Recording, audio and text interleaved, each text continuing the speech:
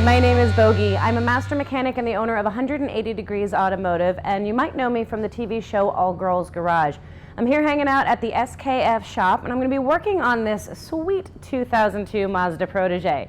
We're going to be replacing the worn out front hub bearing, and so today we're going to be installing the SKF all-in-one hub kit. Now basically this is going to include everything that we need, from the cartridge style bearing to the new hub flange, all the seals, C-clip, everything we need to do to get the job done. So let's get started.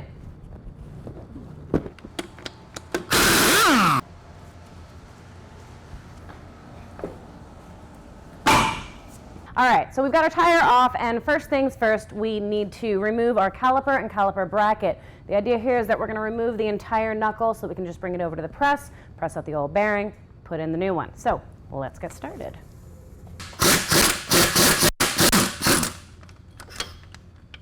You secure your caliper with a bungee cord or something similar to keep it out of the way and make sure you don't damage your brake line. Rotor off and out of the way. Next, because we're obviously working with a front-wheel drive vehicle, we need to remove our axle nut and get the front half shaft out of the way. Now that we've got that loose, we're going to go ahead and remove everything that's attached to the knuckle. So the lower ball joint, the outer tie rod, and then of course our strut. So all that'll come off. We'll pull our knuckle out.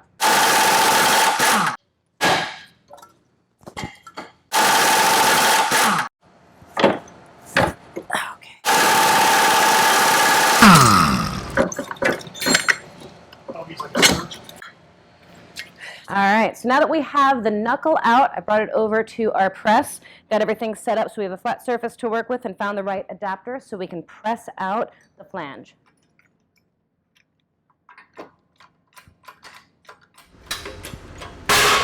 All right, so now that we have the hub flange pressed out of there, you can see what typically happens is the inner race actually stays on there. So instead of having to mess with this, trying to wrestle it off, cut it off, whatever you might do, the nice thing about the SKF hub kits is that it comes with a new hub flange. So we just get to set this aside, no fuss, no rust, just brand new parts. Now, so we've got to pull the C-clip off, get the rest of the cartridge style bearing out of there, a little more press work, and then we're ready to put the new one back in.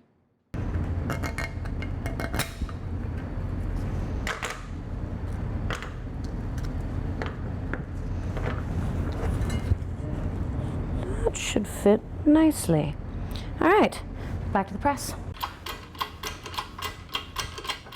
All right, so there we have it. We've got the rest of the cartridge bearing out and our spindle ready for the new one to go in once we clean this up. Before we go and install our new bearing, what we want to do is inspect the old one, and what we're looking for are the press marks all the way around. We're looking for them to be relatively even. If you have an area on the bearing where there aren't any press marks, it might be a sign that you have an out of round knuckle, and so we definitely would want to then measure that or just replace it. The other thing you want to do is check the inside surface here, make sure there's no high spots or deep grooving, and then just maybe clean it up with a rag and some brake clean, and then we'll be ready to reinstall the new one. Again, I've got it set in there and the proper adapter in place, and so now we are ready to press the new one back in.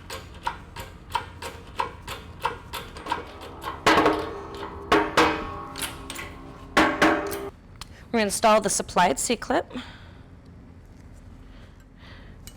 little bit of luck. There we go. Beautiful.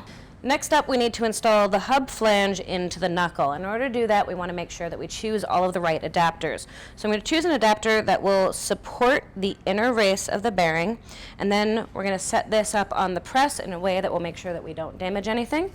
What I've come up with is an adapter that will support the hub flange, and now I'm going to take the knuckle and put it on top. I like to do it this way so that all of these appendages are sticking up and out of the way. I don't have to work around them. I'm going to make sure everything is centered up.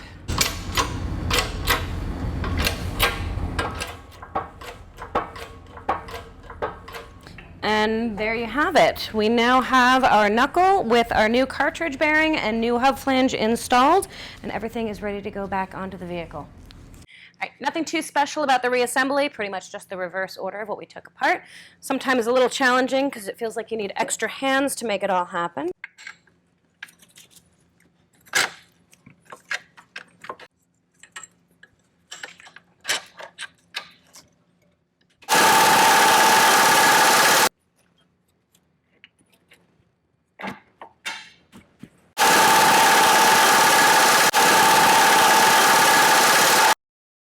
Okay, so we've got the knuckle back installed. Everything is bolted down, the strut, the outer tie rod, and of course our lower ball joint. Now the only thing different about reassembly than disassembly is the axle nut. It's very important that you get this to the proper torque specifications.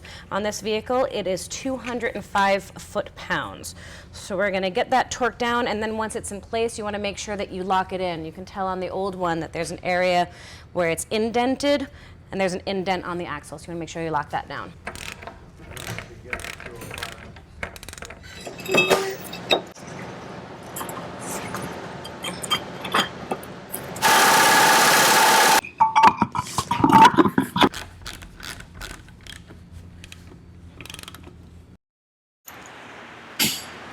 So I've torqued the lug nuts down to spec, and now it's time to torque that axle nut down to spec. The specification on this vehicle is 205 foot-pounds. And one thing to remember is that your axle nut does have a little locking tab. So you can see there's an indent on the axle right here. You can use a chisel or an air hammer just to notch that in as just a little backup protection. Once we do that, the final step will be to pump the brakes and then take this car for a test drive. Thanks for watching. Hope you got some good tips out of this video. And remember, when you're looking for quality replacement parts for your vehicle, don't compromise on safety. Install confidence with SKF bearings and seals. For more product information, check them out online at skfpartsinfo.com, or you can interact with them on Twitter at skfpartsinfo.